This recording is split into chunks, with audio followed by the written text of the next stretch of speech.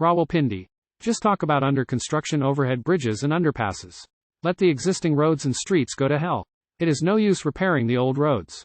Only those projects exert a pull on officials that cost several millions of rupees. Not a soul is interested in peanuts. Drive against favoritism is first in the long queue of actionable items that will see the city develop. The city fathers should stop thinking big and mentioning the advantages of building more expensive projects while ignoring the basic needs of the city, says Athar Hussain. Unfortunately, roads are constructed that allow rainwater to stay.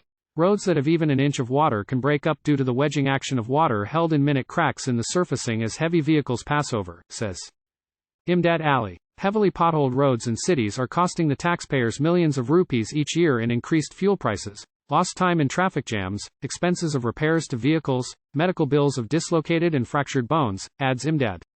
A good percentage of the money paid in taxes is going into paying fat salaries of concerned departments' personnel. They do not even bother to put up a show of looking after the roads and streets, says Akbar Naqvi. Shoddy supervision by the officials, even shoddier work done by contractors, deliberate use of substandard material easily peeling off the roads after a brief spell of rain makes the potholes even bigger, adds Akbar.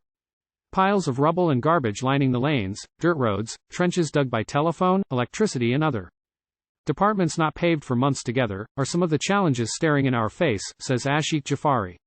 Faulty planning eats up millions of rupees in wrong projects. The infrastructure we have is just pathetic. Lack of funds just cannot be an excuse for non-development.